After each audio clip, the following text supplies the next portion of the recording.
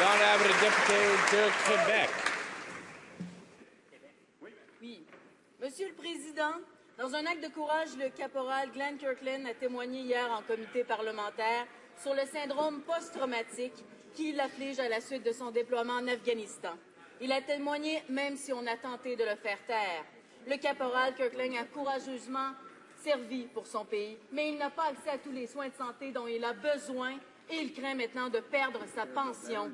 Ça va prendre maintenant combien de vétérans en comité parlementaire avant que ce gouvernement ne leur vienne en aide? Combien? Quelle honte, Monsieur le Président! Ministre de la Défense nationale.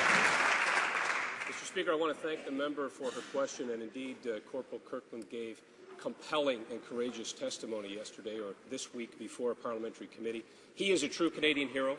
I've sought and received assurances from the Department of National Defence, from our military, that he will receive every and all benefits to which he is entitled.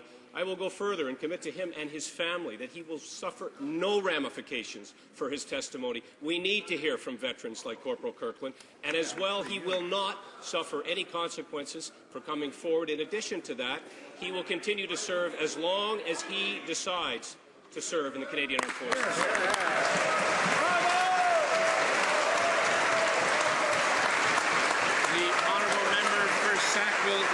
The question would be, why would he?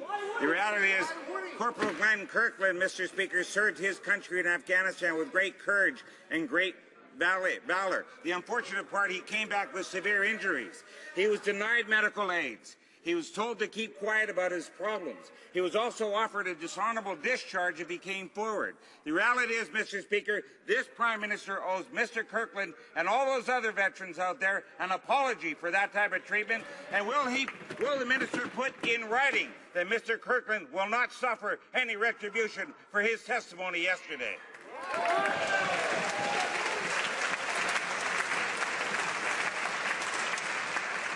Honourable Minister of National Defence. Putting aside the usual feigned outrage from the member opposite, I can assure him that this is now enhanced, so it is in writing. I'll repeat, Mr. Corporal Kirkland is a Canadian hero, is courageous for coming forward, but more importantly than that he shed blood in service of his country. He will, of course, receive the proper benefits. He will, of course, suffer no consequences and will continue to serve in the Canadian Forces as long as he decides. We are incredibly grateful to him, Mr. Speaker. We are incredibly grateful to all our veterans, all our serving members and their families, and this government, as a consequence, has increased their benefits and their protections, all of which this member has voted against. Honourable member